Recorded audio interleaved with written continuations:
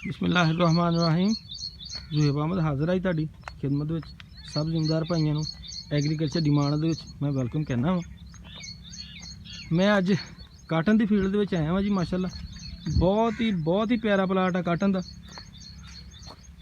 FH नूर plus A710 बिहाड़ी की variety है जी। ये लगी हुई है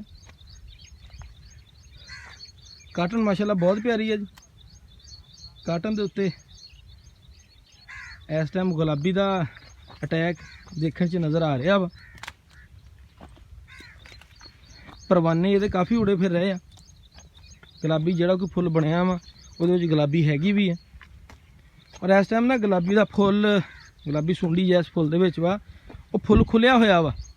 है गुलाबी ने बंद नहीं किया।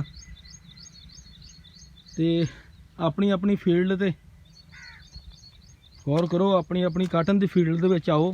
फील्ड देखो आके। बाईफेंथरीन 60 ml या डेल्टा मैथरीन 65 ml 65 तो 75 ml डेल्टा मैथरीन फी टैंकी दे इस्तेमाल करो। एक तो ये होगा कि हर किस्म का परवाना वो हिट होगा।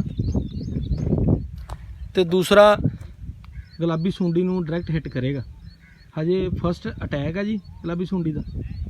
तो अपनी अपनी फील्ड नूं गौर करो। तो तीसरी एक होर भी गल है जिहड़ा कोई तुहाडा काटन दे एकड़ जिन्हां नरमा लगा होया नरमे के किलियां दे आले दुआले जिहड़े कोई दरख्त वा जिस तरह दरख्त लगे हुए हैं इन्हां दरख्तां नूं भी तुसीं इंजन वाले पावर स्प्रेयर दे नाल बाईफेंथरीन दी या डेल्टा मैथरीन का छिड़काव करो।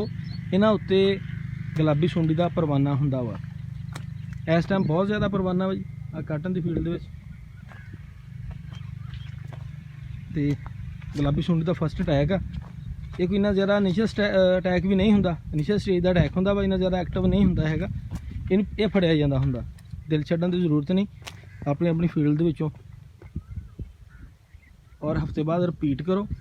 इंशाअल्लाह हर किस्म का अटैक जोड़ा हर एक किस्म की सुंडी का जोड़ा परवाना वा वो हिट हो जाऊगा।